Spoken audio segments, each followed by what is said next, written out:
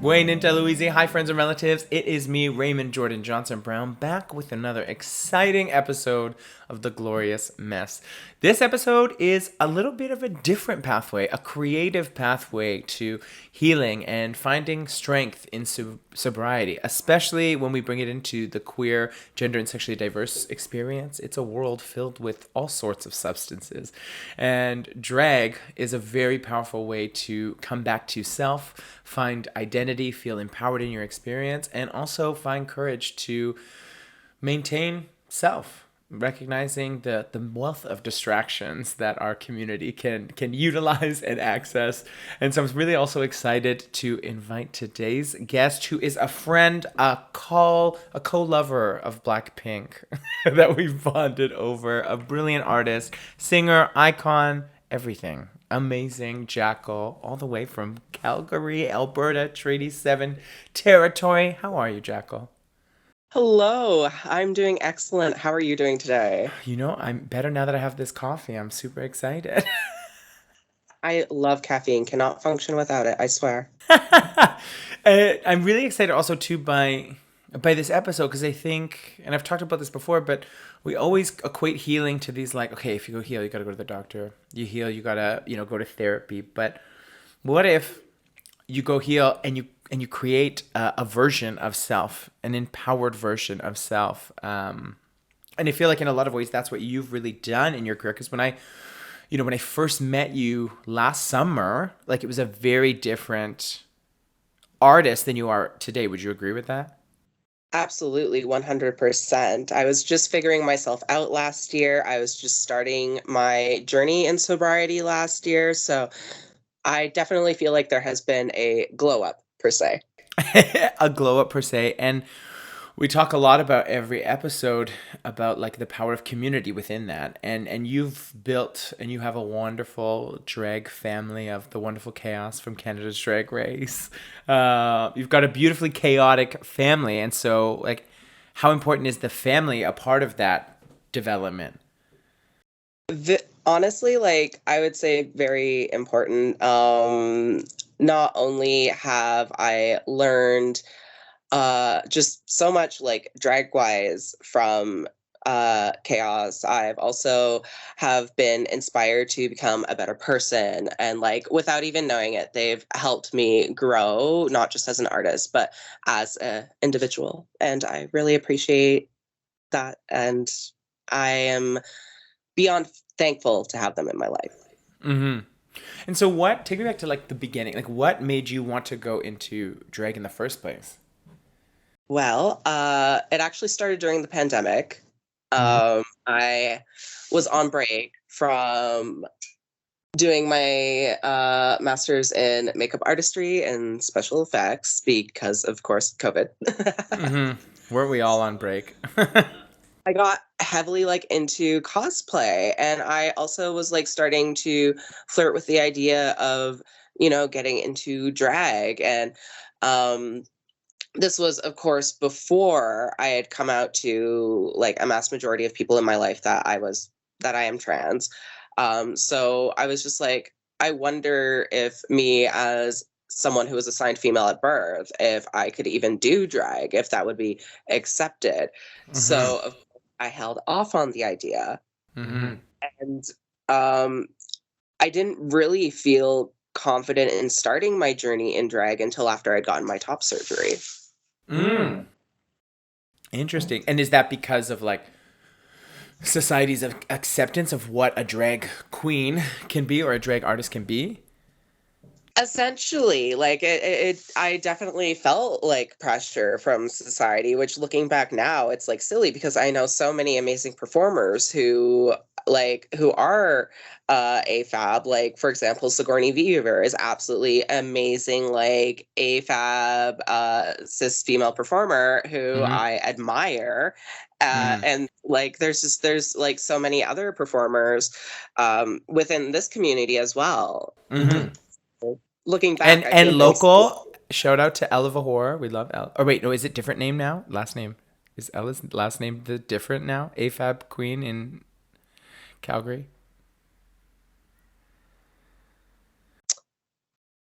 No. I'm like, no, I can't remember if that's the last. Anyway, shout out to them. There is like we're starting to see that drag is not drag queens, and that's like when you get like an artistry that comes from a culture that like has a lot of shame and unpacking to fit into this heteronormative Christian value driven system and world, you start to put people and artistry in boxes. And like a show like RuPaul's Drag Race, as much as it's evolved the community to more bigger conversations on higher levels, I think at the same time it's also pigeonholed sometimes the idea of what it can be, and it's starting to work on that. But I think at the local level we see these like stunning amount of community members of all walks of life, of all different strengths, bringing things to life on stage and bringing identities and characters and versions of self. And I think that's like the beauty of it. And I'm curious, like for you then, who would you say, who is Jackal? Oh, well, just that wacky, awkward glamour demon from Calgary. That's the To be entrance honest, line. I'm still trying to figure that out. Yeah. And I feel like that is something that happens a lot when you are taking your journey in sobriety. It's like because you have to find yourself again away from the substances. Mm-hmm. Mm-hmm. It takes a long time. Like it doesn't happen overnight. Oh my gosh. So, And it ebbs and flows to like, I think to the journey of sobriety as like, a be all end all. Like my mom is a very like AA sober only. There's no choice for her in her experience. But I think there are people who've like chosen sobriety from alcohol, but still maybe use cannabis, and find healing and pathway. Like there's so much nuance, and things, and you really just have to make the best choice for you. But it's, as I said in the intro, it's like it is hard because we're working till 3 a.m. In an environment that really pushes drugs and alcohol, as a way to get through sometimes these things where our bodies are like, wait a minute, no, like, and we need more daytime drag shows. tea unless for you're real. unless you're a unless you're a night person. Like I think, are you like a night person? You'd say. I definitely am a night person. Like last night, I didn't fall asleep until I think it was about 3 or 4 a.m. Okay, yeah. So you live in the night. Me, I went to bed then too, probably maybe later. But it doesn't work again. It's like it doesn't work for everyone all the time. And I know you had shared with me, and you were comfortable sharing here, like your diagnosis with borderline personality disorder and your autism experience. So you're wonderful neurodivergent, and I know many people who, for example, have like ADHD, who when they use cocaine, it helps them to focus. And I thought it was such a strange thing because for me, if I do those substances, I'm a rally, go, let's go, where it's not stopping. It does something different to my brain. So prior to your choice and living in sobriety, how did substances help you manage your neurodivergence? Or yeah. Oh, oof. Well, there was a point in my life back, I think it was around 2018, where I actually had gotten a concussion. Mm, And the relationship I was in at that time, unfortunately, while I was recovering and trying to heal from this, the person had still expected me to do a lot of the chores and like housework. So the only way I could really get through the day was by doing like several lines of cocaine. mm. And like not like not only did I find like, wow, this really helps me as someone who is neurodivergent. I'm able to focus more, I'm able to get more done. But it became dangerous in the fact where I was not sleeping. Mm. Really started to deteriorate as a person. Yeah, yeah, yeah. And that's the scary thing. And you had, oh, sorry, go ahead. Right. Unfortunately, that's something that I like continue to struggle with for the next few years, like on and Hmm. off until about 2021, 2022. Hmm. And it's like this vicious, would you say for you it was like a cycle? It really was Yeah. because it's like I could go for a few months without touching it at all. But Hmm. then something were to happen, and then all of a sudden it's just like I was right back on it. Hmm. Hmm. And what was the like? We talk a lot about like this idea of like rebound anxiety or like hyper. What's the word I want to say? Like just like almost like hyper symptoms. So like the thing that you use the substance to numb, then in the withdrawal becomes exacerbated. Like, would you say you had some of that experience too?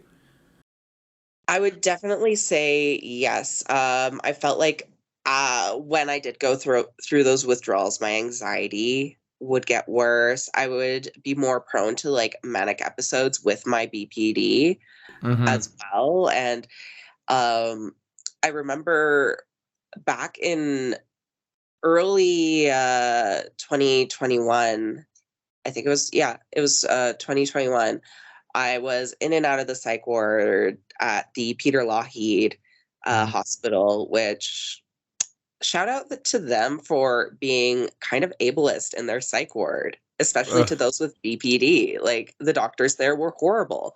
Yeah. But like I was in and out, and there were points like it was, I think, my last stay there.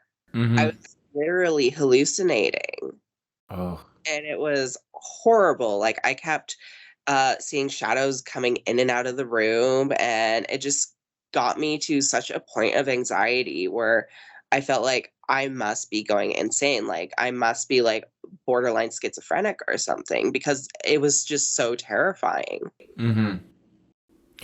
And define for you, because I think we always get this like the diagnostic statistics manual defines what borderline personality disorder is. But what we recognize when we meet other people with BPD, it's like it looks different for everyone. So like what does borderline personality I think disorder look like for you? Well, I've been able to manage it a lot more better within this year, Mm-hmm. but I very much am a person who attaches too easily. So when I have a favorite person in my life, that person is like literally the main person in my life. And um, it's gotten to a point where that has wrecked friendships and relationships. And so going forward, it's like I try to be very careful with who I form attachments with. I try to stay away from that favorite person like mentality. Mm-hmm. Um, but a lot of the time, it's like it's very much a roller coaster. Yeah. Like, for example, I can be having the best day, I can be having a most amazing day, and then something will happen, and then all of a sudden, it's like my mind switches and it's 180, and then Mm-hmm. all of a sudden, it's like I am depressed, I am suicidal, and Mm-hmm. there is nothing that can talk me down. Mm-hmm. And it becomes so real, I think, too, right? That shift, as much as it like it's not grounded in reality, but like that uncertainty, that fragile foundation, it's really hard. And I think borderline personality is one of those ones that's so misunderstood and not enough researched because it's not simple enough to put in a box, right? And so when you see a lot of like Western medicine practitioners, they're really built their career on things making sense. And so when they see, and like you shared in your experience in the system, especially in an emergency, urgent, driven system, they don't want to deal with it. And it's what they're there for, and yet they don't want to because they don't understand. Hmm. Hmm. But they 100%. Like yeah. I literally had one of the practicing doctors at Peter Lougheed's like accuse me of going in and out of the ward there for attention, and it's just like who am I trying to gain attention from? And at the same time, though, if you look at being away from your detachments and needing some relationality to get through your experience, you could have been, and that's not, like that type of phrasing to me, like when I hear that, it kind of grinds my gears and like, and what value, even if it were the case, right? Like I don't understand how that's helping you move forward. I don't understand how that's helping you work through what you're going through. And if anything, it sounds like a belittling of your reality and your experience. And so to hear that that happens in a psych ward, the place where you're supposed to be trusting and specialized to work through this, that's what your medical degree did for you, sir, ma'am, they. For So real, talk. I was so pissed off that I was just like, fuck you all, I'm going home. Yes. Yeah, because you can't. Literally. The system designed to make you feel safe. This is a safe place for you. We've been conditioned and taught to go there, but we see misdiagnosis. We see so much harm happen in these spaces. These medical systems are so lost in so many ways because of their hyper reliance on living in these boxes of understanding, and it's sad. And I wonder, bringing it back into your like drag and artistry, how has that informed then who Jackal as the artist, as the drag performer has become? How has that informed it? Well, to be honest, I'm not really sure. I do find a lot of oh, how would I say? I find the art that I create through drag, I find it very therapeutic. Um, in a sense, like it's sort of an outlet almost. And especially when things like therapy are so expensive, it's just like finding being able to express myself through art Mm-hmm. has very much saved my life. Mm-hmm. Mm-hmm. Not to sound like, I don't know, silly, but like, or No, cliche, but no, yeah, no, but really, hey, that's real for you. Like that's your real experience, right? yeah, yeah, for real. And um, sorry, my mind went on a little bit of a blank there, Oh no. but like I said earlier, I'm still trying to find out who I am Mm-hmm. when it comes to Jackal. Mm-hmm. Uh, but I also have found sort of a safe space within this drag persona that I have created, because when I am Jackal, I feel untouchable, I feel confident, and I feel like a badass bitch. Yeah. Mm-hmm. When I'm out of drag, it's kind of an opposite. Well, I think I first met you out of drag, but and you were like quite shy, but I'm also a lot. So at the same time, I'm like, Though, pardon me. aren't we all a lot though? Yeah, what's that Alice in Wonderland quote? Like we're all mad here. I'm like, yeah, really? Exactly. Like the more we like push into the fact that we're all a little fucked up, I'm like, the better we'll feel, I think, when we accept that part of ourselves. Because when you accept your inner fuckedness, you allow others to accept theirs. That's a direct quote. That's the theme for the whole season. I love. And so, like, I remember we talked in our early conversations about this episode. And we were saying, like, what role has like your inner monologue had on Jackal in your artistry? Ooh, my inner monologue is an Mm-hmm. asshole. Like, we are our worst critics, and that is 100% true. Because, say for example, I'll be doing a number and something goes wrong, like I do a wig reveal and then the other wig ends up sticking to me. And then at the end of the number, that inner monologue will be going, you made that so messy, how dare you? And it's just like, I just have to tell it to shut up. Mm-hmm.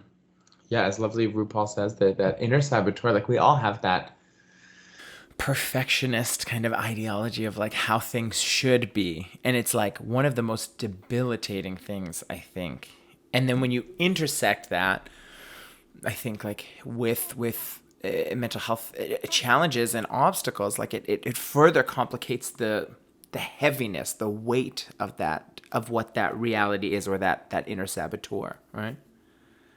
Absolutely. And so how does Jackal then, how do you then protect yourself through that as you still are put in this position of being on stage, being in a TV family, like being like there is pressure, I think, behind that, right? There's Uh, absolute pressure, because it's like, not only do I sometimes feel the pressure that I have to live up to And I know I don't have to, but this is what the inner monologue says. The inner Yeah, yeah. monologue is saying like, look at what you have to live up to. Look at your drag mother. Look at your drag grandmother, for example. And I'm just like, Wait, who's your great grandmother?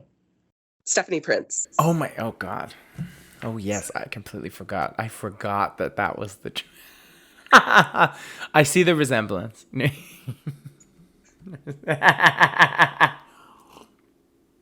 But no, yeah, true. There is that pressure. So then how do you take care of yourself? How do you protect yourself in those moments and navigate that? Or what are you trying if you I really just try to focus on being in the moment. I also try to just sort of tell that inner saboteur to shut up. Mhm. That that I don't need that. That what they're saying is wrong, and it's just past traumas coming through. So, but honestly, more so than anything, focusing on being in the moment, and then lots of naps.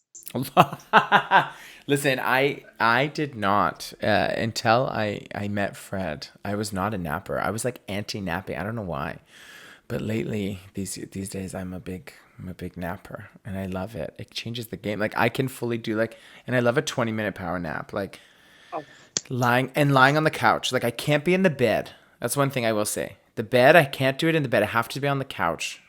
No, I can do it in the bed sometimes too, but it's usually longer. But anyway, thank you, technical difficulties, and welcome back.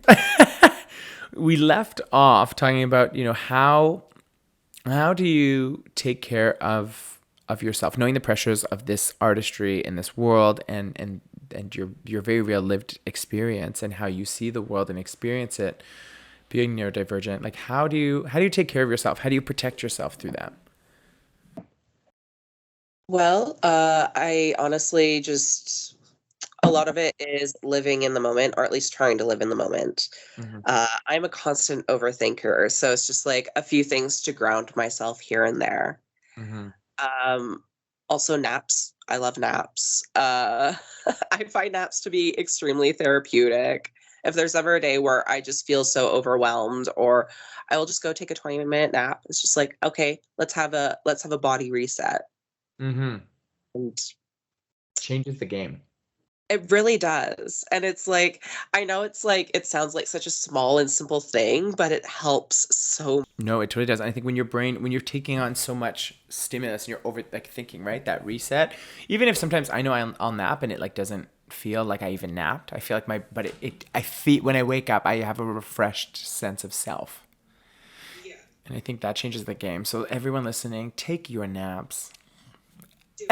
do it. It's oh, And so for those folks, listening from everywhere that they listen from, what would you say is a pathway for them to begin to experience the healing powers of drag? Where could they start? ooh, just do it. Just do it. Like, even if you're starting at home, if you're starting on TikTok, if you're even just like putting on makeup, dancing around in your room, like, do it. And you are the only one stopping you. Mm-hmm. Now, when it comes to performing, like, look into open stages and opportunities in your city. I was very lucky when I was starting out because there were a few open stages here Mm-hmm. in uh, in Calgary. Mm-hmm. One of them is TGT, which is amazing. It is hosted by Carla Marks and Ripum, Mm-hmm. and they really just provide a safe space for new performers to come out and to express themselves through drag. And I absolutely love it. And honestly, I don't know if I would be where I am without those opportunities. So get into your local, check your local queens, go to the local gay bar, see some queens, follow them on Instagram, message them, find your open mic nights, and if you don't want to do that, just go put on some damn makeup and start to imagine who this persona could be. Exactly. Because, like, for example, look at Sugar and Spice. They started off on TikTok and now they are world famous icons. Literally, no. And they're friggin' hilarious. I love both of them. Those trots. Well, Jackal, I think there's so many nuggets of wisdom and beauty, and I just thank you for your artistry, for your journey, for where you're at, where you've come through, and where you're going. I'm just so excited for you, and I appreciate you. So thank you. You. Thank you. I appreciate you too. And thank you so much for having me. I love talking with you. And next time you're in town, we got to hang out. Yes, 100%. And for those of you who are listening to our wonderful podcast, thank you for being here. Thank you for listening. Thank you for experiencing and learning more about gender and sexually diverse queer magic and healing pathways. I hope you stay tuned for more episodes as we keep talking about healing through trauma. And I appreciate you all. Thanks.